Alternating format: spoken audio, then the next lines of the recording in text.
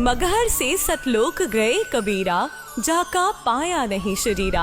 सर्व सृष्टि रचनहार कबीर परमेश्वर जी के 507वें निर्वाण दिवस के उपलक्ष्य में दिनांक 6 से 8 फरवरी 2025 को नेपाल सहित भारत के 11 सतलोक आश्रमों में 3 दिवसीय महासमागम का आयोजन किया जा रहा है।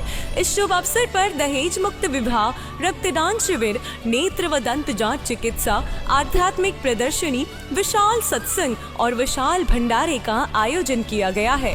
आप सभी को इस अद्वितीय कार्यक्रम में सादर आमंत्रित किया जाता है। आपसे विनम्र आग्रह है कि अपने परिवार सहित इस कार्यक्रम में पधार कर इस आयोजन की शोभा बढ़ाए और जगत गुरु तत्वदर्शी संत रामपाल जी महाराज जी के सानिध्य में होने वाले इस विशाल सत्संग व अमृतमय भंडारे का आनंद प्राप्त करें। इस भव्य कार्यक्रम का आयोजन सभी सतलोक आश्रमों में किया जाएगा। इस कार्यक्रम का सीधा प्रसारण सतलोक आश्रम श्री धनाना धाम, तहसील गोहाना, जिला सोनीपत, हरियाणा से आप 8 फरवरी 2025 को सुबह 9:10 से संत रामपाल जी महाराज यूट्यूब चैनल और स्पिरिचुअल लीडर संत रामपाल जी पर देख सकते हैं।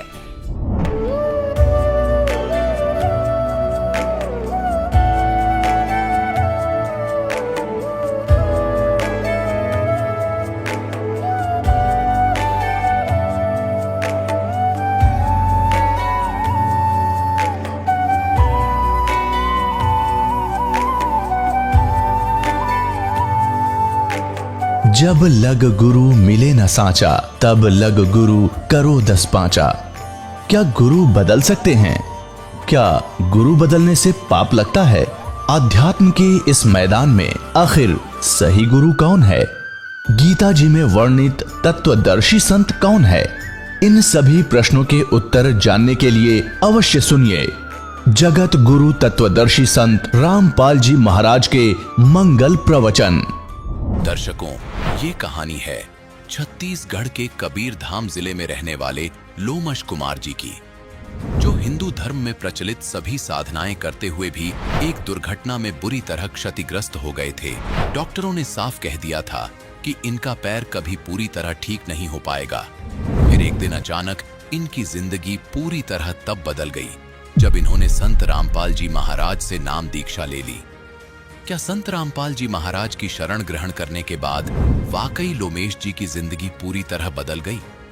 आखिर आज क्यों लोमेश जी मीडिया को ये बता रहे हैं कि इस दुनिया में केवल एक ही तत्वदर्शी संत है और वो कोई और नहीं, सिर्फ संत रामपाल जी महाराज ही हैं। आइए जानते हैं लोमश जी की सच्ची कहानी, उन्हीं की जुबानी। नमस्कार जी। नमस्कार सर, क्या नाम है आपका? जी, लोमश कुमार। लोमश जी, आप कहाँ से हैं? जी, कबीर धाम जिला छत्तीसगढ़, ग्राम लालपुर। लोमश जी, संत रामपाल जी महाराज से नाम दीक्षा आपने कब ली? 13 अक्टूबर 2019। क्या संत रामपाल जी महाराज से नाम दीक्षा लेने से पहले आप कोई भक्ति साधना भी करते थे? जी सर जी, मैं संत रामपाल जी महाराज से दीक्षा लेने से पहले मेरे पास भविष्य पुराण था। उसमें मैंने पढ़ा कि उसमें लिखा था कि मोक्ष होता है सूर्य पूजा करने से, अगर दिन में हम एक बार भी प्रणाम करते हैं तो मोक्ष होता है। और उसमें कुछ कथा दिया हुआ था कि इसमें कि इस पाठ करने से, इसमें पढ़ने से दुख दूर होता है। तो मैं वो क्रिया करता था और महीने में एक बार उपवास रहता था और घी का दीप जलाता था। फिर ये सब चीज़ क्रिया करते थे, मुझे कुछ लाभ नहीं होता था। और हनुमान का भी मैं पूजा पाठ करता था तो मुझे उससे कुछ लाभ नहीं हुआ, पर मुझे बहुत ज़्यादा हानि हुई। मैं सब्जी का काम करता हूँ, लेने बेचने का काम करता हूँ, तो खरीद कर अपने क्षेत्र पंडरिया ब्लॉक वहाँ से लाता हूँ, बेचता हूँ। तो मैं लाभ नहीं हुआ तो मैं उनका भक्ति छोड़ दी। फिर मुझे परेशानी होने लगा। जब मैं रोड से आता तो साल में एक बार, जैसे नवरात्रि का सीज़न होता था, तो अक्सर मेरे सामने में कोई बंदर आकर आगे मेरे गाड़ी के सामने आ जाता था, तो मैं गिर जाता था। बहुत जैसे 10 मीटर खिसलता हुआ, अब ज़्यादा स्पीड में नहीं होता था पर 30-40 का स्पीड होता था। तो ऐसे ऐसे मेरे पास 2 बार घटना हुआ जिससे मेरे पैर में बेंड हो गया है। एक सरा है मेरे पास और वो ज़बरदस्त बेंड है। डॉक्टर ने पूरा बताया कि ये ठीक नहीं हो सकता, इसके लिए आपको आजीवन व्यायाम करना पड़ेगा और गोली दवाई खाना पड़ेगा। तो फिर आप संत रामपाल जी महाराज की शरण में कैसे आए?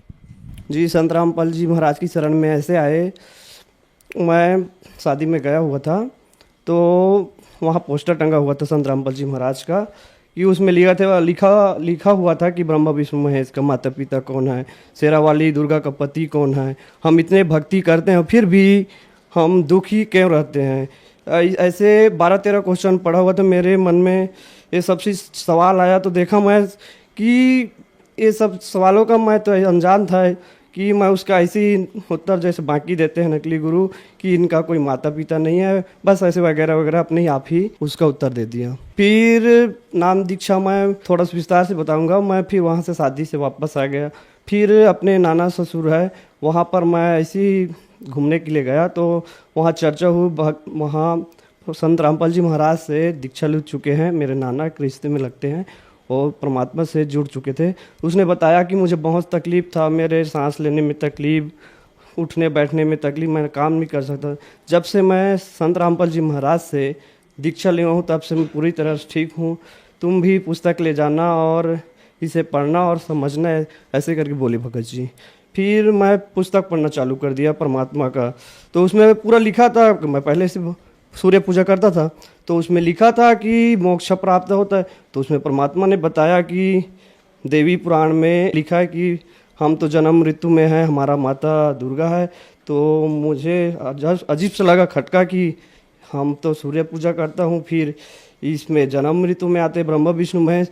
तो ये सब भक्ति उसमें विस्तार से ज्ञान गंगा में विस्तार से दिया हुआ था कि ये सब चीज़ नाशवान है और हमें सच्चे संत की शरण में जाने से ही मोक्ष होगा। तो मैं सब ज्ञान को समझकर संत रामपाल जी महाराज जी में आया।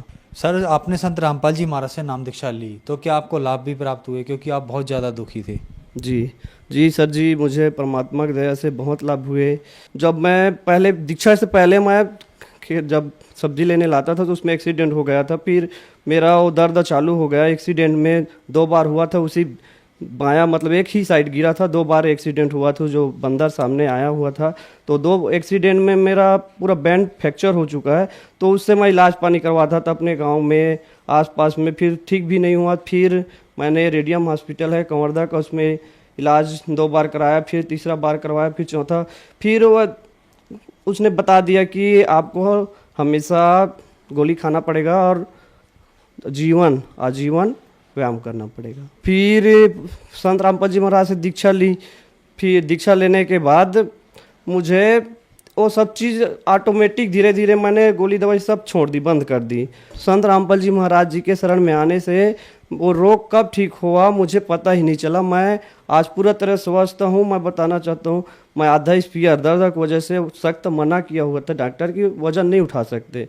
तो मैं सर परमात्मा के शरण में आने के बाद मैं पूरा दवाई किसान हूँ, खेती भी करता हूँ, दवाई वही पूरा सीखता हूँ। तो पूरा स्पीयर पूरा मतलब स्वस्थ है एक इंसान की तरह। जैसे मैं रोग थे मतलब बेंड से मतलब पूरा हड्डी से परेशान था दर्द से, तो मैं नहीं कर पाता था काम, मतलब मजबूरी में थोड़ा थोड़ा आधा स्पीयर करके दवाई डालता। आज मैं एक दिन में 10 स्पीयर 20 स्पीयर सीख सकता हूँ। मुझे आज तक परमात्मा से जब से दीक्षा ली हूँ तब से आज तक मुझे कोई परेशानी नहीं हुई, पूरी तरह से मैं ठीक हूँ। रिपोर्ट देख सकते हैं जी। ये मेरा एक सरा है जो मैं एक्सीडेंट में 2 बार गिर चुका हूँ। इसमें पूरा ये दिखा हुआ है कि मेरा हड्डी पूरा बेंड हो चुका है, एक साइड से जुड़ चुका है। जो डॉक्टर ने बताया ये हड्डी का कोई इलाज नहीं है, आपको आजीवन व्यायाम और गोली दवाई खाना पड़ेगा। लेकिन संत रामपाल जी महाराज के शरण में आने से आज तक, जब से मैं 13 अक्टूबर 2019 से लेकर आज तक मुझे बुखार नहीं हुआ, ना आज तक बुखार की गोली ना सर्दी गोली कोई भी खाने की जरूरत नहीं। परमात्मा की दया से इतनी रजा है। और मैं एक और लाभ बताना चाहूँ दूसरा, कि मैं पहले बहुत कोशिश करता था कि अपने वजन के बारे में कि मेरा वजन बढ़े, वजन भी नहीं बढ़ता था। मेरे इसमें रिपोर्ट में दिखा हुआ है 18 और 19 का इसमें डेट लिखा हुआ है, वजन भी दिखाया हुआ है कि इसमें 48 और 47 किलो का वजन दिखा हुआ है यहाँ पर। कारण यही भगत जी कि मुझे अब किसान होने के नतीजे हार्ड गर्मी का जो गोली खाना पड़ता था पहले, जब ठीक दीक्षा नहीं लिया था संत रामपाल जी महाराज से, तो और किसान होते हुए मुझे सब्जी में हार्ड महंगे दवाई है, कीटनाशक का प्रयोग, ये सब चीज़ करता था। तो मुझे खाना मतलब ज़्यादा नहीं खा पाता था। मुझे बहुत मतलब ज़्यादा खाने की कोशिश करता था तो मुझे उल्टी आना शुरू हो जाता था। इस कारण से मेरा भोजन भी बहुत कम हो चुका था। और परमात्मा के शरण में आने के बाद, दीक्षा लेने के बाद, हर एक महीना, एक वर्ष में एक महीना में 1 किलो वजन बढ़ाया गया। एक वर्ष में लगभग 8-10 से 11 किलो का वजन बढ़ा है। इसमें रिपोर्ट में देख सकते हैं कि मेरा इलाज जब संत रामपाल जी महाराज से दीक्षा नहीं लिया था तो यहाँ पर लिखा हुआ है 48 केजी है, यहाँ डेट लिखा हुआ है 2019 का, और इसमें 18 का भी है। यही इससे भी वज़न कम था मेरा। ये है 18 का, जिसमें ये 47 किलो केजी लिखा हुआ है। और परमात्मा सतगुरु रामपाल जी महाराज की शरण में आने से आज मेरा लगभग 58 से 59 किलो तक का वज़न बढ़ चुका है। तो ये मुझे शारीरिक लाभ में मिला, और मेरे जो रीढ़ के हड्डी में जो बहुत परेशानी होता था वो भी ठीक हो गया परमात्मा की दया से, संत रामपाल जी महाराज की दया से। और लाभ मिला कि मैं किसान हूँ, मेरे पास पुराना मोटरसाइकिल था, तो मुझे भी चाह था कि परमात्मा की दया से मुझे भी नया मोटरसाइकिल मिले। तो जैसे परमात्मा की दया से मैं 15 दिन लगभग भक्ति में जुड़ा हुआ था, परमात्मा से भक्ति कर रहा था, तो परमात्मा की दया से मैंने किस्त पे नया मोटरसाइकिल उठाया होंडा का। तो परमात्मा की दया से मैं अपने सब्जी का बेचरी कर करके धीरे किस्त में पटा के, परमात्मा की दया से लॉकडाउन हो गया। उसी समय 2019 में लॉकडाउन चालू हो गया, 11वां-12वां महीने में। तो फिर भी परमात्मा कैसा दया हुआ कि मुझे कोई भी परेशानी नहीं हो किस्त पटाने में। लगभग मैं 5,150 रुपये पटाता था हर एक महीने, पर परमात्मा की दया से 8 महीना में, 14 महीना किस्त था, फिर 8 महीना में परमात्मा की दया से वो फाइनल हो गया। और मुझे ज़रा सी भी एहसास नहीं हो कि वो किस्त पटाने में कैसे मैंने वो मैनेजमेंट कर लिया, कैसे हो गया। ये सब परमात्मा की वजह से मुझे वो फाइनल हो गया वो गाड़ी का, और अब मुझे वो नया पूरा मिल गया, परमात्मा की तरफ से नया गाड़ी मिल गया। सर जी, मैं नशा करता था, जो स्कूल क्षेत्र में सब फ्रेंड थे तो उसके साथ सब देखा देखी में सिगरेट पीना, बियर पीना, ये सब चीज़ मैं सीख गया था सर। तो क्या संत रामपाल जी महाराज से जब आपने नाम दीक्षा ली तो आपका नशा छूटा? जी सर जी, संत रामपाल जी महाराज से जुड़ने से इस पूरा नशा मेरा छूट गया है। आज मैं पूरी तरह से स्वस्थ हूँ। मुझे कभी भी चाह नहीं होते कि मैं नशा करूँ और दोस्तों के साथ बैठ के नशा पानी करूँ, एक बिल्कुल भी इच्छा नहीं होता सर जी। सर, संत रामपाल जी महाराज ने आपको बहुत सारे लाभ दिए, तो जो दर्शक आज आपको टीवी पर देख रहे हैं और वो भी किसी न किसी बीमारी से ग्रस्त हैं, उनके लिए आप क्या कहना चाहेंगे? जी, मैं तो संदेश नहीं देता, संदेश तो परमात्मा संत रामपाल जी महाराज ही देते हैं। उनसे आओ, अपना जीवन कल्याण करो, और जो भी कष्ट है, दुख है, परमात्मा के शरण में भक्ति करने से पूरी तरह से लाभ मिलता है, उसका दुख दूर हो जाता है। और भक्ति में परमात्मा पूरा सत्संग में बताता है कि हमें सतलोक मिलेगा, तो हमें पूर्ण मोक्ष मिलेगा, पूरा शास्त्र के अनुसार ज्ञान देता है। तो उसमें पूरा प्रमाणित है कि परमात्मा के द्वारा जो भक्ति दिया जा रहा है, इससे हमारा कल्याण होगा, और हमारे जीवन में जो भी दुख तकलीफ है उसका निवारण होगा, और हमारा मोक्ष होगा। सर, संत रामपाल जी महाराज से नाम दीक्षा कैसे ली जा सकती है? जी, संत रामपाल जी महाराज से दीक्षा लेने के लिए सत्संग आता है चैनल पर, उसमें पीली पट्टी चलती है, उसमें लाइन आता है, उसमें नंबर दिए होते हैं, वहाँ कांटेक्ट करके नंबर पर आप नज़दीक केंद्र का पता कर सकते हैं और वहाँ जाकर दीक्षा ले सकते हैं। धन्यवाद सर। सत्साई। दर्शकों, अभी आपने सुने संत रामपाल जी महाराज से दीक्षा प्राप्त करके सुखी हुए भक्त के अनुभव। अब देखिए जगत गुरु तत्वदर्शी संत रामपाल जी महाराज के मंगल प्रवचन। आप जैसे भगत 2-3 वर्ष आपको नाम लिए हो जाएंगे और आप किसी को आशीर्वाद देने लग जाओगे ना, उसको लाभ होने लग जाएगा आपसे, लेकिन आपकी भक्ति का नाश हो जाएगा। तो ऐसी गलती नहीं करना भूल के भी। आप देखते हो कई गांवों में झाड़े लाते हैं, उससे कुछ राहत मिल जाती है। वो पिछले जन्म का पुण्यकर्मी प्राणी है, कभी सद्दी साधना की थी उसने भक्ति, और वो कुछ डिपॉजिट ईब लाग रहा नाश करण झाड़े ला के, और फिर वो गधा बनेगा उसका, फिर वो किसका झाड़ी लाओगा, कुमार लाओगा झाड़ी, उसका लठ मारेगा कमर पे। तो पुण्यात्माओं, इस अध्यात्म ज्ञान को समझना पड़ेगा, सब कर्मों से परिचित होना पड़ेगा। जैसे श्रीमद् भगवत गीता अध्याय नंबर 8 के श्लोक नंबर 1 में अर्जुन ने पूछा कि प्रभु आपने गीता अध्याय नंबर 7 के श्लोक नंबर 29 में कहा है कि मेरे आश्रित होकर, किस बात पे? चौथे अध्याय के 32वें श्लोक में कहा है कि जो तत्व ज्ञान है, साधनाओं की विशेष जानकारी, धार्मिक अनुष्ठानों की, यज्ञों की विशेष जानकारी सच्चिदानंद घन ब्रह्म की वाणी में लिपिबद्ध है। और 25 से लेकर 30 तक चौथे अध्याय में मंत्रों में बताया है। उसमें बताया कोई ऐसे करता है, कोई ऐसे करता है, कोई ये साधना करता है, कोई खड़ा होकर तप करता है, कोई हठयोग करता है, कोई देवताओं की पूजा करता है, और कोई स्वाध्याय ही करता है, कोई योग अभ्यास करता है, योगासन। कहते हैं वो अपनी अपनी साधनाओं को पापनाशक जान कर कर रहे हैं, लेकिन इस प्रकार की साधनाओं की विशेष जानकारी सच्चिदानंद घन ब्रह्म की वाणी में, जो परमेश्वर ने स्वयं आकर ज्ञान दिया है, अपने मुख कमल से ब्रह्मणे मुखे, और वो तत्व ज्ञान है, उसमें विस्तार से लिखी गई है। चौथे अध्याय के 34वें श्लोक में कहा है कि उस तत्व ज्ञान को तत्वदर्शी संतों के पास जाकर समझ, उनको दंडवत प्रणाम करने से, कपट छोड़कर नम्रता पूर्वक प्रसन्न करने से वो तत्वदर्शी संत तुझे उस परमात्म तत्व का ज्ञान कराएंगे, परमात्मा का। अब गीता ज्ञानदाता भी उस परमात्म तत्व के यानी तत्व ज्ञान से अपरिचित है।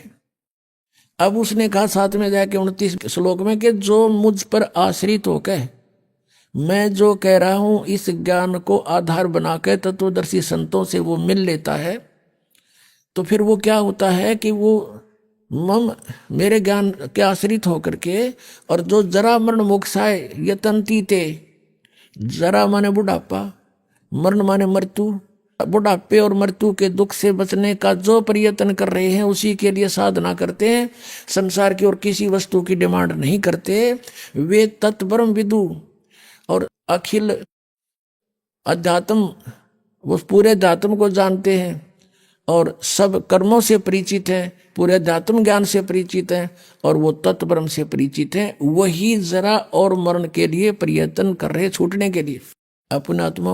फिर 8वें अध्याय के 1 में अर्जुन ने पूछा फिर किम तत्ब्रह्म, वो तत्ब्रह्म क्या है? 8वें अध्याय के 3 श्लोक में उत्तर दिया वो परम अक्षर ब्रह्म है, जो गीता ज्ञानदाता स्वयं बता रहा है, वही कोई और है।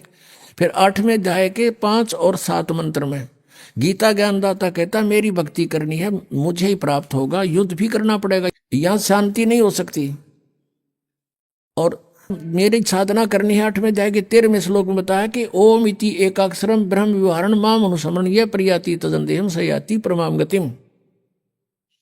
माम ब्रह्म माने मुझ ब्रह्म का, ओम इति एक अक्षरम, केवल ये ओम एक अक्षर है, और उच्चारण करके सिमरण करता हुआ ये प्रयाति तदंदेहम, जो शरीर छोड़कर जाता, सयाति परमाम गतिम, ओम से मिलने वाली परम गति, यानी ओम से जो कुछ भी सुप्रीम अंतिम राहत मिलनी है वो प्राप्त हो जाएगी। वो क्या होगी? ब्रह्मलोक प्राप्ति होगा।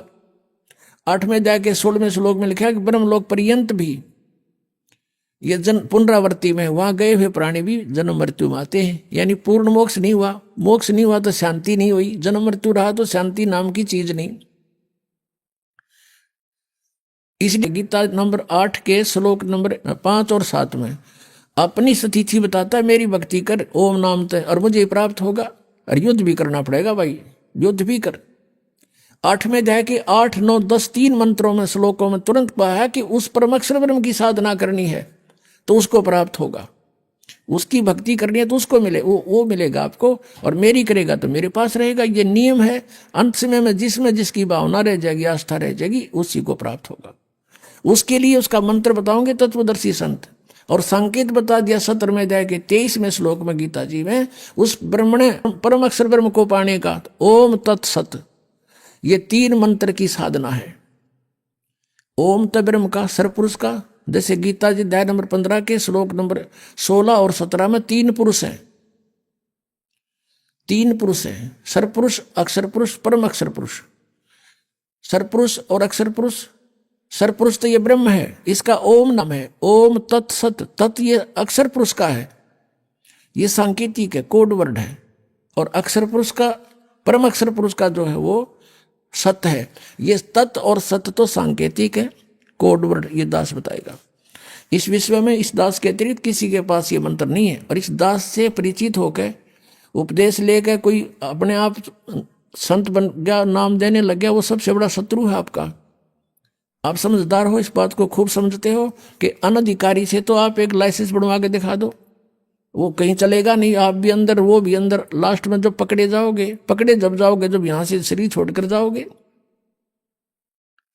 तो कोई भी आज इस दास के अतिरिक्त परमात्मा ने किसी के ऊपर ये मेहर नहीं की। हाँ, पहले महापुरुष मिले थे जिनको, उनको भी ये शरीर सभी नाम दिए थे, उनका कल्याण हुआ, लेकिन उनको मना कर दिया था कि अभी इस मंत्र को डिस्क्लोज ना करना। धर्मदास तो लाख दुहाई, ये सार नाम किते बार ना जाई, सार नाम बार जो पढ़ी, ये बिचली पीढ़ी हंस नहीं तरही। अब ये बिचली पीढ़ी आ गई पुण्यात्मा, जहां आपका जन्म है। प्रथम पीढ़ी में परमात्मा स्वयं आए थे, प्रथम चरण में कलयुग के। अब ये बीच की पीढ़ी है, लास्ट की पीढ़ी नास्तिक हो जाएगी बिल्कुल। जो अब पार हो गए सो हो गए, ये हजारों वर्ष चलेगा, ऐसी बात नहीं है। परमात्मा का ये मार्ग एक पूरे विश्व में बहुत शांति होगी। हाहाकारिया माया की दौड़ लग रही है, यह खत्म हो जाएगी। शांति से सब भक्ति करा करेंगे, चोर उचक्के ये सब खत्म हो जाएंगे, क्योंकि हम परिचित हो जाएंगे। अगर किसी की आज हम चोरी करते हैं, अगले जन्म में गधा बन के देना पड़ेगा, कौन समस्या मोल लेगा। अनजान बच्चे जिनको ज्ञान नहीं, वही बिजली के नंगे तार को छूते हैं।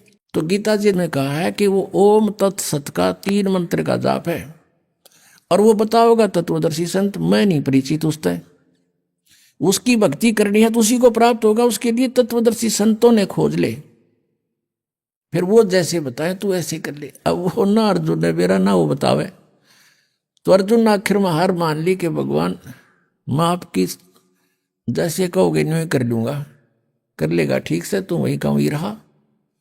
तो कहने का भाव ये है कि हमने उस तत्ब्रह्म से और इस सारे कृष्णम अध्यात्म यानी सारे अध्यात्म और अखिल कर्मों से, इन सब कर्मों से परिचित होना पड़ेगा। और उस तत्ब्रह्म से इनसे परिचित कराने के लिए आपको ये तत्व ज्ञान सुनाया जाता है सत्संग में बुला के। अपने आत्मा सबसे पहले हमने भगवान को पहचानना है, और किस परमात्मा की भक्ति करें, यानी किसी से आप जाओ, कोई संत है, सभी कहते हैं कि भक्ति कर ले भाई, परमात्मा का नाम लेना चाहिए। फिर नाम क्या है? हरे राम हरे कृष्ण, कृष्ण कृष्ण हरे हरे, सीताराम राधे श्याम, राधे राधे श्याम मिला दे। बताओ ये नाम दे। कहते गीता और भागवत पढ़े ना बूझे शब्द ठिकाने नू, गीता पढ़े और गीता में मंत्र के बता रखा केवल ओनली वन ओम। उस परम अक्षर ब्रह्म के पाने का 3 मंत्र का जाप है, उससे वो खुद परिचित नहीं। तो गीता जी अध्याय नंबर 8 के श्लोक नंबर 8, 9, 10 में कहा है कि वो मंत्र प्राप्त करके फिर उसकी भक्ति करेगा तो उसको प्राप्त होगा, परम अक्षर ब्रह्म को, परम द्वीप पुरुष यानी उस मूल रूपी भगवान जड़ रूपी परमात्मा को प्राप्त हो जाएगा। और उस परमात्मा के जहां जाने के बाद लौटकर फिर संसार में कभी प्राणी नहीं आते। गीता ज्ञानदाता अपनी जानकारी दे रहा है। गीता जी अध्याय नंबर 4 के श्लोक नंबर 5 और 9 में ये कहता है कि अर्जुन तेरे और मेरे बहुत जन्म हो चुके हैं, तो नहीं जानता मैं जानता हूं।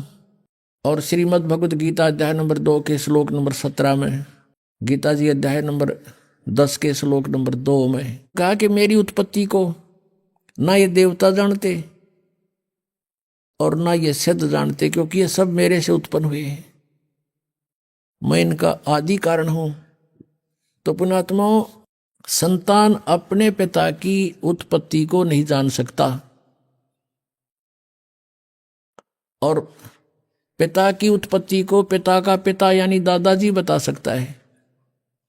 तो उस परमेश्वर ने स्वयं आकर इस ब्रह्म की उत्पत्ति बताई है। अपने आत्मा परमात्मा ने स्वयं आकर के अपना ज्ञान दिया, और हमारे सदग्रंथ भी स्थान स्थान पर ये प्रमाणित करते हैं। लेकिन उन सदग्रंथों को हम समझ नहीं सके, क्योंकि हमारे पास ये सृष्टि रचना रूपी या मास्टर की नहीं थी, या मास्टर चाबी नहीं थी हमारे पास। ये सृष्टि रचना जो है पूरे अध्यात्म मार्ग को समझने की एक मास्टर की समझो, और जब तक ये नहीं समझ में आओगी इतने हम किसी सदग्रंथ को नहीं समझ सकते। अब जैसे गीता ज्ञानदाता कहता है कि मेरी उत्पत्ति को ये ऋषि और ये देवता ब्रह्मा विष्णु महेश ये नहीं जानते, क्योंकि ये मुझसे उत्पन्न हुए। 10वें अध्याय के दूसरे श्लोक में गीता जी ने कहा है। तो इससे सिद्ध हो गया कि गीता ज्ञानदाता नासवान है, इसका जन्म मृत्यु होता है। ये ब्रह्म है, श्री कृष्ण जी में प्रवेश करके ब्रह्म बोल रहा है। गीता जी अध्याय नंबर 8 के श्लोक नंबर 13 में ये खुद कहता है कि ओम इति एकाक्षरम ब्रह्म व्यवहारण माम अनुसमरण ये परियाति तजंदेहम सयाति परमाम गतिम। अपने आत्माओं इस पूर्ण दात्म ज्ञान से परिचित कराना आपको दास का उद्देश्य है। और यही सदग्रंथ बताते हैं कि जब तक उससे पूर्ण परिचित नहीं होते तो तुम भक्ति पर नहीं लग सकते। गीता जी अध्याय नंबर 2 के श्लोक नंबर 53 में कहा कि अर्जुन, जिस समय तेरी बुद्धि भिन्न भिन्न प्रकार के भ्रमित करने वाले वचनों से हटकर एक परमात्म तत्व के उस तत्व ज्ञान के ऊपर आश्रित हो जाएगी, यानी दृढ़ हो जाएगा, तब तो तू योग को प्राप्त होगा, तब तो तू भक्ति प्रारंभ करेगा, स्टार्ट होगी तेरी भक्ति। जब दृढ़ भक्त बनेगा तो आपको दृढ़ भक्त बनाने के लिए ये अध्यात्म ज्ञान, यो कृष्णम अध्यात्म यानी संपूर्ण अध्यात्म ज्ञान आपके रूबरू करा जा रहा है। अब देखिए थोड़ा सा लिंक इससे संबंधित हो गया। श्री शिव पुराण गीता प्रेस गोरखपुर से प्रकाशित, संपादक हनुमान प्रसाद पोदार, इसके 26 पृष्ठ पे दिखाते हैं आपको। एक बार ब्रह्मा जी और विष्णु जी का इस बात पर झगड़ा हो गया, विद्वेश्वर संहिता। वो कहता मैं तेरा बाप, वो कहता मैं तेरा बाप। ये 24 पृष्ठ से शुरू होता है। तो इनके युद्ध को समाप्त करने के लिए इस काल ब्रह्म ने, जो एक अपने वास्तविक रूप में प्रकट नहीं होता, इनके बीच में एक स्तंभ खड़ा कर दिया, पिलर लिंग, इसको बाद में शिवलिंग कहने लग गए। फिर ये युद्ध करके खड़े हो गए। फिर वो खुद आकर प्रकट हो गया शिव रूप में, यानी सदा शिव रूप में। जैसे ब्रह्मा विष्णु को मिला तो शिव रूप में प्रकट हो जाता है, ये ऐसे लीला करता है। अब 25 नंबर पृष्ठ पर आपको दिखाते हैं, यहाँ से थोड़ा सा लिंक है इसका। गीता प्रेस गोरखपुर से है, विद्वेश्वर संहिता। ब्रह्मा और विष्णु ने पूछा, प्रभु सृष्टि आदि 5 कृत्यों के लक्षण क्या हैं, यह हम दोनों को बताइए। शिव भगवान शिव बोले, ये काल प्रकट हो गया ब्रह्म शिव रूप में, इनको धोखा देने के लिए। मेरे कर्तव्यों को समझना अत्यंत गहन है, तथापि मैं कृपा पूर्वक तुम्हें उनके विषय में बता रहा हूं, सुनो। आगे बताते हैं। ये 26 पृष्ठ है। ब्रह्मा और विष्णु को कहता है, ये काल ब्रह्म पुत्रों, तुम दोनों ने तपस्या करके प्रसन्न हुए मुझ परमेश्वर से। अब परमात्मा कहते हैं, ये ज्योत स्वरूपी का निरंजनमय ही करता भाई, ये अपने आप परमेश्वर कह रहा है यहाँ पर। मुझ परमेश्वर से सृष्टि और सतिथि नामक 2 कृत प्राप्त किए हैं, ये दोनों तुम्हें बहुत प्रिय है। इसी प्रकार मेरी विभूति रूप स्वरूप, यानी मेरे जैसी शकल के रुद्र और महेश्वर ने 2 अन्य उत्तम कृत संहार और तिरोभाव मुझसे प्राप्त किए हैं, परंतु अनुग्रह नामक कृत कोई दूसरा नहीं प्राप्त कर सकता। आगे देखो, ऐसे सिद्ध हो गया कि यहाँ ये पुराण का वक्ता जो है, पुराण जो बोलने वाला है, ये ब्रह्मा विष्णु से और रुद्र और महेश से न्यारा है। ये ब्रह्म है, ये काल है। यहाँ देखिए ये क्या कहता है, इसी पृष्ठ हम 26 पढ़ रहे हैं, संक्षिप्त शिव पुराण विद्वेश्वर संहिता। ये देखो, मैंने पूर्व काल में अपने स्वरूप भूत मंत्र का उपदेश किया है, जो ओंकार के रूप में प्रसिद्ध है। वह मंगलकारी मंत्र है। सबसे पहले मेरे मुख से ओंकार यानी ओम प्रकट हुआ, जो मेरे रूप का बोध कराने वाला है। ओंकार वाचक है, मैं वाच्य हूं। यह मंत्र मेरा स्वरूप ही है। प्रतिदिन ओंकार का निरंतर स्मरण करने से मेरा ही स्मरण होता है। मेरे उत्तरवर्ती मुख से आकार का, पश्चिम मुख से उकार का, दक्षिण मुख से मकार का और पूर्ववर्ती मुख से बिंदु का तथा मध्यवर्ती मुख से नाद का प्राकट्य हुआ। ये 5 हैं। एक तो पश्चिम वाले मुक्त हैं, एक तो उत्तर वाले मुक्त हैं, एक पश्चिम काले मुक्त, 2, 3 और 4 और 5वां बिंदु, ये मध्य तथा उत्तर वाले मुख से बिंदु, और ये 5वां ये नाद। तो इस प्रकार ये 5 हो गए, आकार, उकार और मकार और बिंदु और नाद, ये 5 हो गए। इस प्रकार 5 अवयवों से युक्त ओंकार का विस्तार हुआ। इन सभी अवयवों से एकीभूत होकर यह प्रणव ओम नामक एक अक्षर हो गया। और ये मेरा मंत्र है, ये कहता ये मेरा मंत्र है, ओम एक अक्षर। ये ब्रह्मा विष्णु महेश से अलग है, ये काल ब्रह्म बोल रहा है शिव रूप में खड़ा होकर के। इन्होंने ये नीचे लिखा है कि ओम नमः शिवाय, ये 5 अक्षर का मंत्र है, ये गलत लिखा है, मूल संस्कृत में कहीं नहीं है। अब हमने ये देखना कि ये जो ओंकार नाम जिसका ओम मंत्र है, ये ब्रह्म है, ये ब्रह्मा विष्णु महेश से अलग है, ये कृष्ण के अंदर प्रवेश करके श्री कृष्ण में बोल रहा है गीता जी को। ये यहां भी ये कह रहा मेरा एक ओम मंत्र है। अब इससे ये स्पष्ट हो गया कि गीता जी का ज्ञान ये काल बोल रहा है और श्री कृष्ण में प्रवेश होकर बोल रहा है, और ये कह रहा है कि मेरा तो एक ओम अक्षर है, ओम इति एक अक्षरम ब्रह्म विवहारण माम अनुसमरण यह प्रयाति तजन देहम सयाति परमाम गतिम। मुझ ब्रह्म का एक ओम अक्षर है, एक अक्षर है, नथिंग एल्स। तो इस प्रकार जो अन्य साधनाएं बताते हैं इस मंत्र को छोड़ के, कहते हैं गीता और भागवत पढ़े ना बूझ शब्द ठिकाने नु। गीता और भागवत पढ़े, गीता में कहीं लिखा हरे कृष्ण कृष्ण कृष्ण हरे राम लिख रखा कहीं? फिर गीता जी को पढ़ किस लिए रहे हो? और लोक वेद को आधार बनाए हुए अपना जीवन व्यर्थ कर रहे हो। हमने अपने पुण्य सदग्रंथों को पुनः संभालना पड़ेगा। गीता जी अध्याय नंबर 16 के श्लोक नंबर 23 और 24 में कति कंसेप्ट क्लियर कर दिया। शास्त्र विधि को त्याग कर जो मनमाना आचरण करते हैं उनको न तो सुख होता है, ना गति होती है, और ना उनको कोई सिद्धि यानी प्राप्त होती, क्योंकि सिद्धि हमें सतलोक लेके जाएगी, हमने उसको दुरुपयोग नहीं करना तो उसको कोई सिद्धि नहीं प्राप्त होती है, उसका कार्य जो उद्देश्य लेकर आया है वो सिद्ध नहीं हो पाता। और 24वें श्लोक में कहा इससे तेरे लिए अर्जुन कर्तव्य और अकर्तव्य की व्यवस्था में शास्त्र ही प्रमाण है, किसी की दंत कथा पर मत विश्वास करना, जो सदग्रंथों में लिखा वही मानना। आज पुण्यात्मा जो हमारे सदग्रंथ बता रहे हैं हमने इस अनुसार साधना करनी पड़ेगी। अब हमारे सदग्रंथ क्या बताते हैं?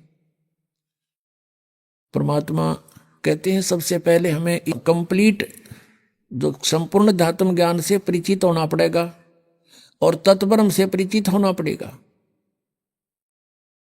वो कौन है, कैसा है और कहाँ रहता है।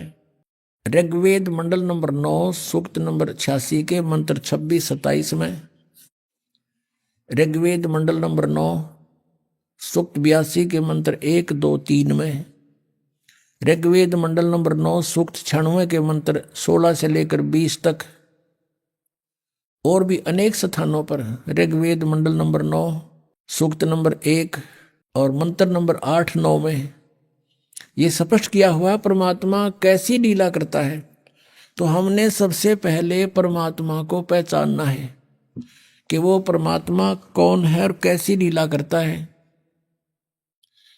आज से 600 वर्ष पहले परमेश्वर कबीर देव जी वो परम अक्षर ब्रह्म, जैसा कि वो 3 सतीथि से अपनी लीला करता है, उनमें से जो एक लीला का जो उनका वे है, तरीका है, एक बालक रूप धारण करके प्रकट होते हैं। सन 1398 संवत 1455 और ज्येष्ठ सुदी पूर्णमासी यानी जेठ उतरते की पूर्णमासी, उस पूर्णमासी को पूर्णिमा को परमात्मा सतलोक से चलकर गति करके आए और वहां प्रकट हुए। अपने आत्मा साथ के साथ आपको सदग्रंथों से परिचित कराना अनिवार्य है, दास का एक कर्तव्य बनता है। आपको शिक्षा इसलिए परमात्मा ने दिलाई है कि आप परमात्मा पहचान लो। न इस रोजी रोटी के लिए इस शिक्षा की कतई जरूरत नहीं थी।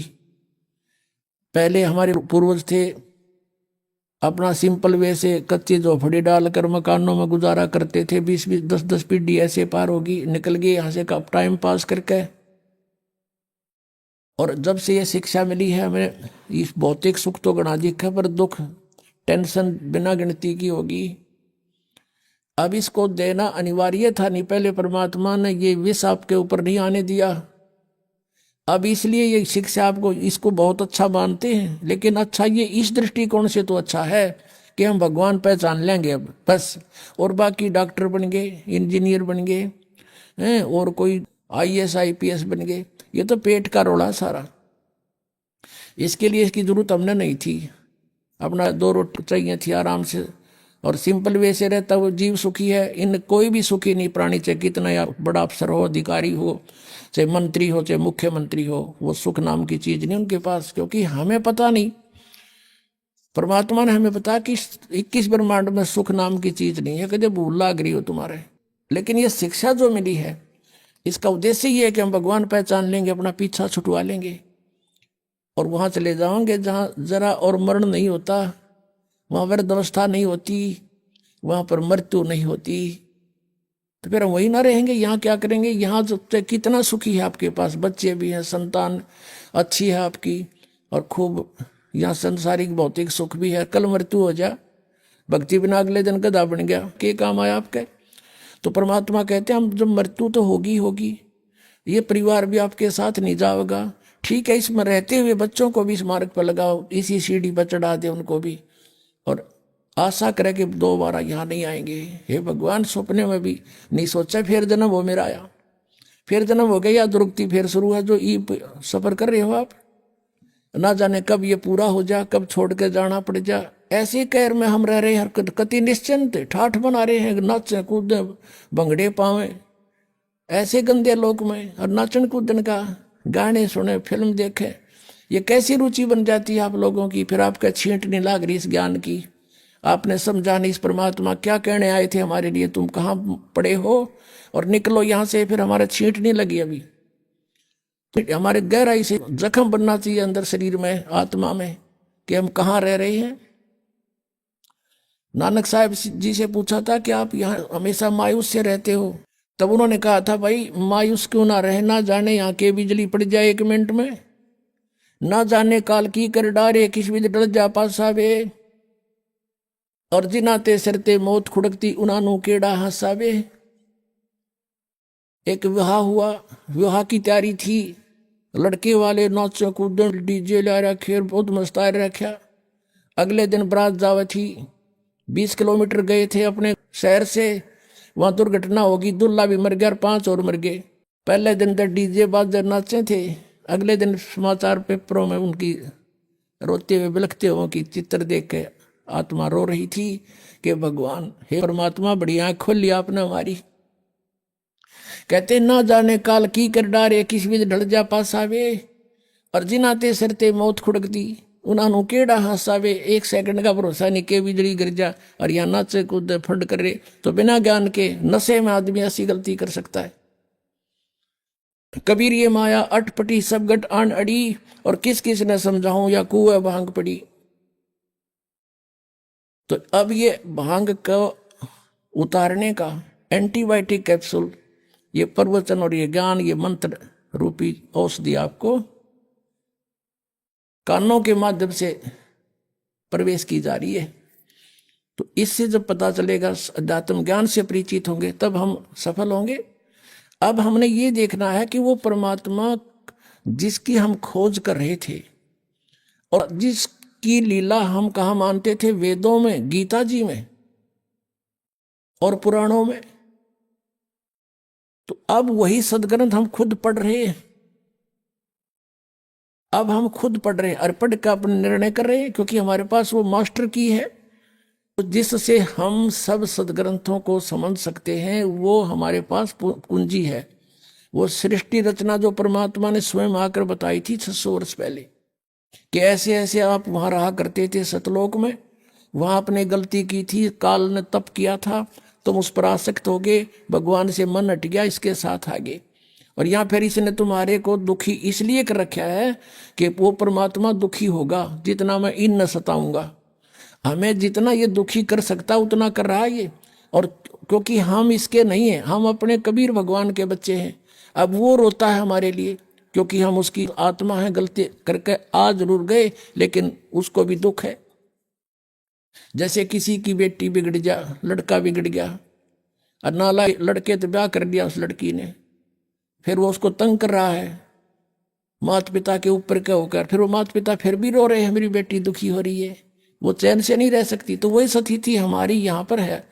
तो ये इतना दुखी कर रहा है आपको कि हालत कर रखी आपकी, जीना छोड़ रखा है। और हम फिर भी यही सोचते हैं कि ना ऐसा ही जीवन होगा। ये तो नरक भोग रहे हैं, चाहे यहाँ पर प्रधानमंत्री क्यों ना हो, 36 बीमारी पावेंगी, टेंशन 100 की 100, घर में कोई और बीमारी पैदा हो रही होगी, ना जाने क्या घटना घट रही। तो कहने का भाव ये है, हमने इस सारे दातों को समझना और फिर हमने उस भगवान को पहचानना है। और जिस परमात्मा के विषय में ये कहा जाता रहा है कि वेदों में उस भगवान का ज्ञान भरा पड़ा है, उसकी जानकारी है, वो क्या जानकारी वेदों में देखिएगा। ऋग्वेद मंडल नंबर 9 सूक्त नंबर 1, ये देखिएगा।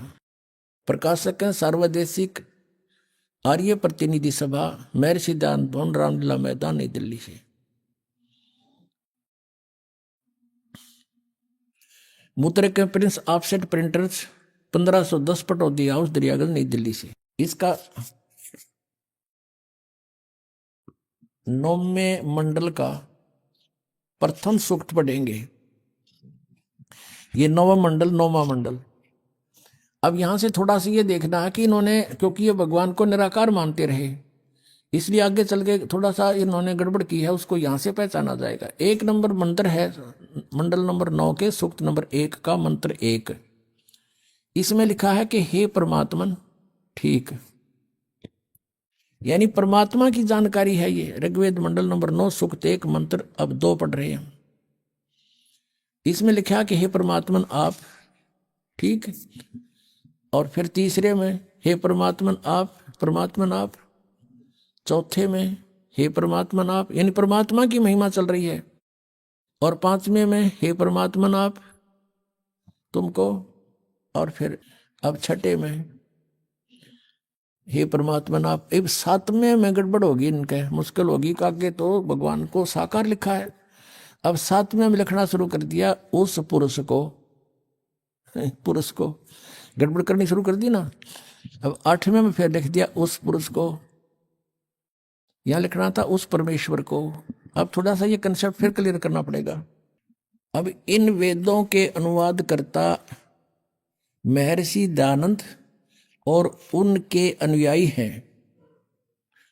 अब महर्षि दयानंद के सिद्धांत को वो फाइनल मान के चल रहे हैं कि भगवान निराकार है, और जो भी उसने लिखा है, जो भी मीनिंग दिए हैं, उसको वो सत्य मानकर उसके आदेश आधार से चलते हैं। अब देखिएगा, एक पुस्तक है महर्षि दयानंद द्वारा लिखी, ये है ओम, ये महर्षि दयानंद सरस्वती कृत ये पुस्तक है। ऋग्वेद आदि भाष्य भूमिका ये पुस्तक का नाम है। और ये कहाँ से छपी है? सर्वदेशी कार्य प्रतिनिधि सभा, महर्षि दयानंद भवन, 3/5, आसफ अली रोड, दिल्ली 2 है, नई दिल्ली 2 से। ये देखिएगा, इसके ये सृष्टि विद्या विषय संक्षिप्त, ये एक विषय है इसका, ऋग्वेद आदि भाष्य भूमिका वही चल रही है। इसके पृष्ठ नंबर 125 पे इसने कंसेप्ट क्लियर कर दिया है, देखिएगा नीचे।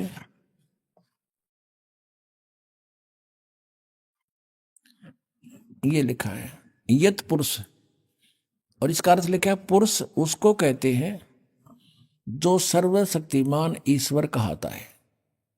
अंडरस्टूड हो गया? पुरुष माने परमेश्वर, पुरुष उसको कहते हैं, दानंद की लिखी हुई है, अनुवाद किया हुआ है, जो सर्वशक्तिमान ईश्वर कहाता है, यानी सर्वशक्तिमान। ये भी इसने ना ईश्वर का वेरा था ना परमेश्वर का, फिर भी जो इनके अनुयायियों को ये मानने हैं कि दानंद ने जो कहा वो सच्ची है, यानी पुरुष माने परमेश्वर। तो अब फिर पढ़ेंगे इसको। अब सिद्ध हो गया कि पुरुष माने परमेश्वर, अब हम यहाँ जहाँ पर इन्होंने गड़बड़ी करने की सोची है भी इसको इससे क्लियर कर लेंगे कि जहाँ ये पुरुष लिखा है वो परमेश्वर है, भगवान जो सर्वशक्तिमान का आता है वो उसको पुरुष कहते हैं। तो ये देखिए अब हम वही आगे हैं ऋग्वेद मंडल नंबर 9 सूक्त नंबर 1 का और मंत्र नंबर 6 तक तो ये परमात्मा लिखे गए और 7वें में जब लागी लो बात भगवान की साकार की सह शरीर की वहाँ पुरुष लिखना शुरू कर दिया। क्यों सोचा को व्यक्ति के बारे में बात होगी, पुरुष माने उस परमात्मा को। अब देखो 8वें में कमाल कर दिया, उस पुरुष को यानी उस परमेश्वर को उग्र गतियां प्रेरणा करती हैं। ये बताएंगे आपको सृष्टि रचना में कि सब बहुविध जीवन कीन पुकारा, तपशिला पर जल रहे थे जब हाहाकार मच रहा था। भगवान वहाँ उनकी उन परिस्थितियों को देखकर वहाँ आए अपना ज्ञान समझाने के लिए। तो उस परमेश्वर को, पुरुष माने परमेश्वर सिद्ध हो गया, उस परमेश्वर को उग्र गतियां प्रेरणा करती हैं, यानी कुछ ऐसी स्थिति बन जाती जैसे ही हाहाकार मच रहा। अभी आपने सुने संत रामपाल जी महाराज के मंगल प्रवचन। आइए अब सुनते हैं संत रामपाल जी महाराज से नाम दीक्षा लेकर सतभक्ति करके अद्भुत लाभ प्राप्त करने वाले अनुयायी के विचार। दर्शकों, मनुष्य जब परमात्मा की तलाश में निकलता है तो उसे कई सारे सवाल घेर लेते हैं। उसके अंदर सवालों की धारा रुकने का नाम ही नहीं लेती। हजारीबाग में रहने वाली नीलम मेहता जी की कहानी भी कुछ ऐसी ही है। नीलम जी के मन में भी बहुत से ऐसे सवाल उठते थे जो शायद आपके मन में भी उठते होंगे। नीलम जी हमेशा से जानना चाहती थी कि पूर्ण परमात्मा कौन है। यदि परमात्मा ने हमें जीने के लिए जीवन दिया है तो हम मरते क्यों हैं? हमारा बार बार जन्म क्यों होता है? आखिर मृत्यु के बाद होता क्या है? आइए जानते हैं कि क्या नीलम जी को अपने इन सभी सवालों के जवाब मिले। आखिर क्यों नीलम जी ने संत रामपाल जी महाराज से दीक्षा ली? सुनते हैं नीलम जी की कहानी उन्हीं की जुबानी। नमस्कार जी। नमस्ते जी। क्या नाम है जी आपका? मेरा नाम नीलम मेहता है। नीलम जी कहाँ से आए हैं आप? जी मैं हजारीबाग झारखंड से हूँ। अच्छा, आपसे ये जानना चाहेंगे कि संत रामपाल जी महाराज जी से कब जुड़े आप? मैं 3 नवंबर 2014 को जुड़ी थी। संत रामपाल जी महाराज जी से नाम दीक्षा लेने से पहले कोई भक्ति करते थे आप?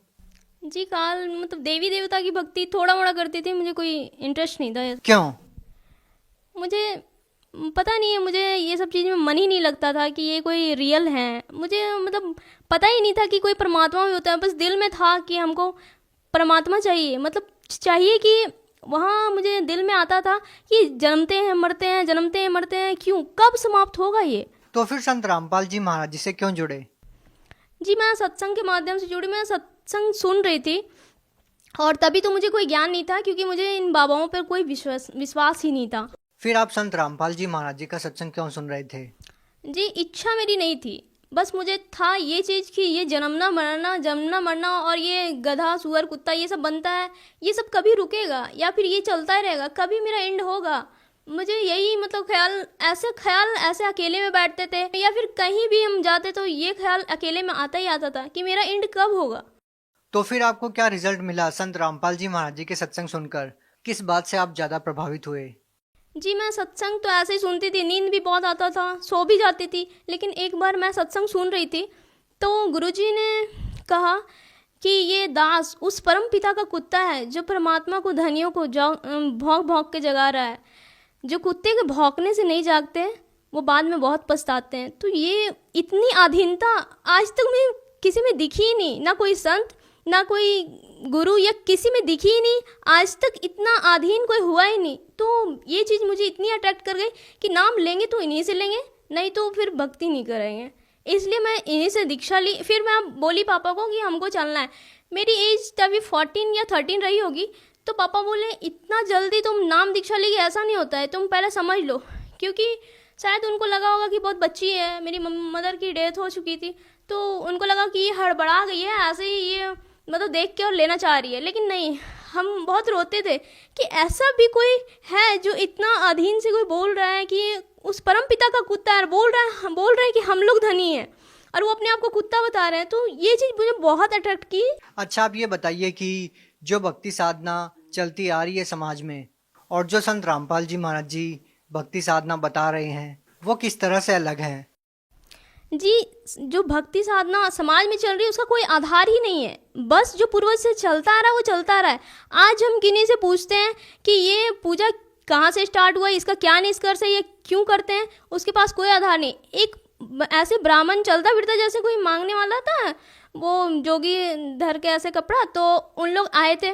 तो जब हम लोग बताएं कि आप लोग क्यों ऐसे मांगते हो, जब आप लोग के पास कोई प्रमाण नहीं, आप संत रामपाल जी महाराज को जानते हो, फिर उन्होंने कहा कि क्यों मेरे पेट पे लात मार रहे हो। तो ये बात बिल्कुल समझ में आ जाता है कि उन लोग सिर्फ उन लोग का काम है मांगना और खाना। उन लोगों के पास कोई ज्ञान नहीं है, ना कोई शास्त्र का ज्ञान, ना कोई आध्यात्मिक ज्ञान। नहीं, आप ये बताइए ना, इतने सालों से कोई भक्ति साधना चली आ रही है और अब संत रामपाल जी महाराज जी कह रहे हैं कि जो भक्ति साधना आप कर रहे हैं वो शास्त्रों के विरुद्ध है और जो हम भक्ति बता रहे हैं वो शास्त्रों के अनुसार है।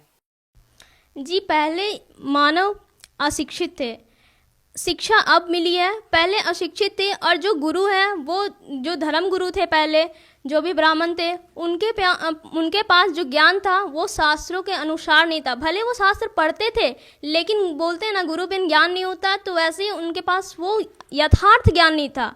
वो ज्ञान नहीं था जिससे मोक्ष प्राप्ति हो सके। ज्ञान था लेकिन उसका कोई मतलब निष्कर्ष नहीं था। ऐसे हम शिव की भी कर रहे हैं, ऐसे हम ब्रह्मा की, विष्णु की और ऐसे दुर्गा की भी कर रहे हैं, लेकिन मोक्ष नाम की कोई चीज़ थी ऐसा हमको पता ही नहीं था। समझ में आता था ना कि मोक्ष बहुत कठिन है, जो हमें जंगल में जाकर मिलेगा, जंगल में जाकर तपस्या करना, इतना कौन हार्ड काम करेगा। आज हमें पढ़ना है, खाना है, इतना सारा काम है, कोई जंगल में जाकर करेगा, ये बहुत कठिन काम था। ये मतलब दिमाग से निकाल दिया था कि ये सब भी कोई चीज़ होती है। तो फिर जब हम ज्ञान सुने अपने गुरुजी का, संत रामपाल जी महाराज का, तब पता चला कि ज्ञान होता वास्तव में क्या है। फिर भी जैसे कोई श्रद्धालु होता है, वो किसी संत से जुड़ता है तो वो चाहता है कि वो जो भक्ति कर रहा है उससे उसको लाभ मिले। तो हम आपसे ये जानना चाहेंगे कि संत रामपाल जी महाराज जी से नाम दीक्षा लेने के बाद, उनके द्वारा दी गई भक्ति को करने के बाद क्या आपको कोई लाभ मिला जिससे आप ये कह सकें कि वास्तव में इस भक्ति से आपके जीवन में कोई सुधार आया है? जी, लाभ मुझे ये मिला कि मुझे बचपन से ही एक प्रॉब्लम बचपन से ही थी। वो प्रॉब्लम थी साइनस की। मुझे इतने मतलब डेली उठ के 10 से 15 बार छींकना था। ये छींकना एकदम यूनिवर्सल ट्रूथ के जैसा था मेरे लिए। हमेशा छींकते थे, नाक से पानी बना, तौलिया भीग जाता था, सोते तो भी गिरते रहता था, तौलिया भीग जाता था, बेडशीट भीग जाता था, लेकिन वो रुकता नहीं था। जब मैं संत रामपाल जी महाराज से दीक्षा ली 2014, तो मैंने जैसे गुरुजी से जब मिली, तो जब गुरुजी मिले, जब आशीर्वाद दिए, आशीर्वाद मात्र से, उसके बाद जस्ट बरवाला कांड होता है। हम कभी गुरुजी से ना मिले, ना ही कभी वहाँ गए, और वो बीमारी आज मेरा नहीं है, बिल्कुल ठीक हो गया वो बीमारी। जी, एक बार अभी मैं पढ़ाई करती हूँ तो घर से बाहर रहती हूँ, तो वहाँ से मुझे आना था। ऐसी छुट्टियाँ हो जाती है तो सभी निकल जाते हैं बच्चे, तो मुझे लगा कि मैं कल जाऊँगी। फिर पापा बोले कि नहीं, आ जाओ आज ही।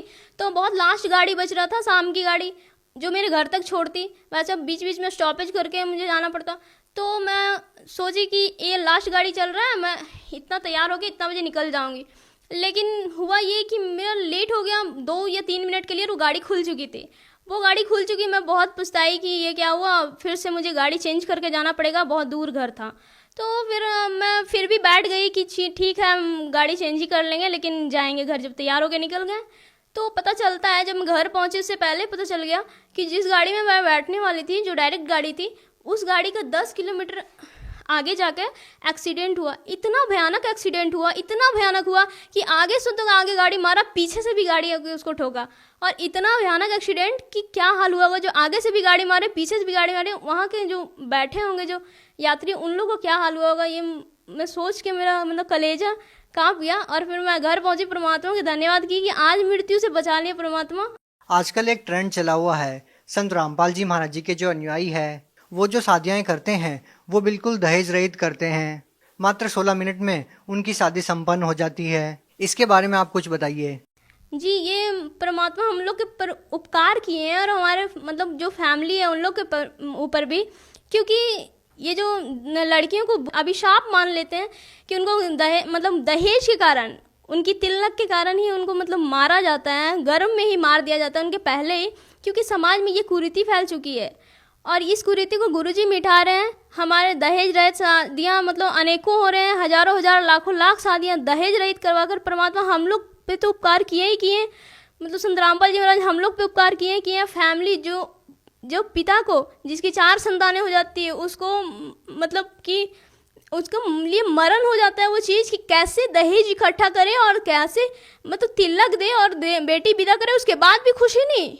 आज लाखों ऐसे प्रमाण हैं, आज पेपर में यहाँ छप जाते हैं, वहाँ न्यूज़ पे आते हैं कि बेटियाँ यहाँ मर गई, वहाँ जल गई, कहीं सुरक्षित नहीं है, इतना दहेज देने के बाद भी नहीं। संत रामपाल जी महाराज के वचन से यहाँ शादियाँ हो रही है दहेज रहित। जो आज जो अभी समाज हमारा देख रहा है उनमें एक अच्छा मतलब लेसन मिल रहा है एक कि क्या मतलब जो ये हवा फैल चुका है ना कि हमें दहेज लेना ही है, मेरा बेटा ये बन गया, हमको इतना लेना है, इतना देना है, ये चीज़ मिट गया है लगभग। और क्या संदेश देना चाहेंगे आप संत रामपाल जी महाराज के बारे में? जी मैं तो बस यही कहना चाहूँगी, हाथ जोड़कर प्रार्थना है सभी जो मेरे फ्रेंड्स हैं उनको भी और बाकी सभी समाज को भी और उन धर्म गुरुओं को भी जो अपने अनुयायियों को झूठ मूठ का फंसा कर बैठे हैं। कभी उनको भी पता है कि क्या सच्चाई है लेकिन अहंकारवश अभिमानवश नहीं आना चाहते हैं। लेकिन कब तक, जब समाज शिक्षित, आप कब तक छुपा के बैठोगे? आप कब तक उन लोगों को गुमराह करते रहोगे? एक दिन तो आना पड़ेगा, जब वहाँ से लाभ नहीं होगा इंसान वहाँ से तो दौड़ेगा कहीं, वो तो कहीं और भी जाएगा। अच्छा एक बात बताइए, जिनको आप नकली धर्मगुरु कह रहे हैं उन संतों का ये तर्क है कि संत रामपाल जी महाराज जी शिक्षित नहीं हैं, उनको शास्त्रों का क्या ज्ञान हो सकता है? आप एक पढ़े लिखे स्टूडेंट हैं तो आपसे ये जानना चाहेंगे कि जो संत रामपाल जी महाराज जी आप लोगों को पढ़ा रहे हैं, आप क्रॉस चेक भी करते होंगे, संत रामपाल जी महाराज जी सही हैं या अन्य जो धर्मगुरु हैं वो अपनी जगह सही तर्क दे रहे हैं? सही और गलत का तो यही मतलब हम कह सकते हैं, निष्कर्ष तो यहीं से निकलता है कि जो ग्रंथों के और मतलब जो ग्रंथ से खोल कर बताए, जो उससे निष्कर्ष निकाले और जो अपना लौकिक ज्ञान जो लोक वेद है उससे देकर ये सोचते हैं कि हम ज्ञानी हैं। कोई डिग्री प्राप्त करने से ज्ञान नहीं होता, नॉलेज होना चाहिए। फिर आप सोच रहे हो हम गुरु पद लेते आ रहे हैं, ठीक है आप उत्तराधिकारी बनते आ रहे हो, लेकिन ज्ञान रहे तब तो। आप सदग्रंथों से ज्ञान देते नहीं और कोई बोलता है कि ये ग्रंथ में लिखा नहीं, आप ये मंत्र कहाँ से लाए, ये पूजा कहाँ से लाए, कोई जवाब नहीं, बोले चलता आ रहा है, ये कोई निष्कर्ष निकले, ये सॉल्यूशन नहीं है। आप ग्रंथों से बताइए ग्रंथ में कहाँ लिखा है ये मंत्र, कहाँ लिखी है ये विधि, कहाँ लिखा है पूजा। आप जिसको भगवान मान रहे हो कहाँ लिखा है ये भगवान? है ही नहीं, वेद बताता ही नहीं है, फिर आप कहाँ से ले आए? तो संत रामपाल जी महाराज जी सही हैं? जी बिल्कुल सही है, वो ग्रंथों के अनुसार भक्ति दे रहे हैं। ऐसा नहीं है कि सिर्फ वो बता दिए और हम मान लिए कि ग्रंथों के अनुसार ही भक्ति है। जैसे मैथ्स में प्रूफ होता है, लेट्स करके कंसीडर करते हैं और LHS RHS प्रूफ कर देते हैं, ठीक यहाँ भी है। ऐसा नहीं कि गुरुजी बता दिए, जब वो LHS बता रहे हैं तो हम भी प्रूफ कर रहे हैं कि ये RHS ये निकल रहा है, तभी तो जाकर प्रूफ हो गया कि जो गुरुजी बता रहे हैं वो सही है। जब LHS RHS इक्वल हो रहा है हम तो सही है। जी बहुत बहुत धन्यवाद। जी धन्यवाद।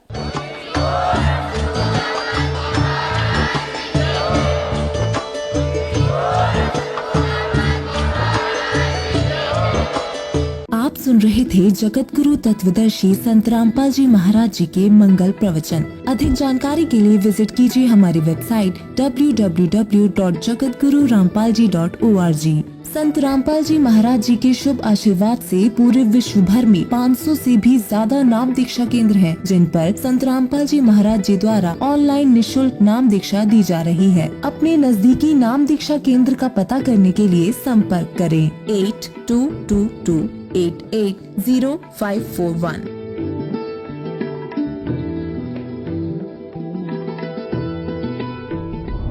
मगहर से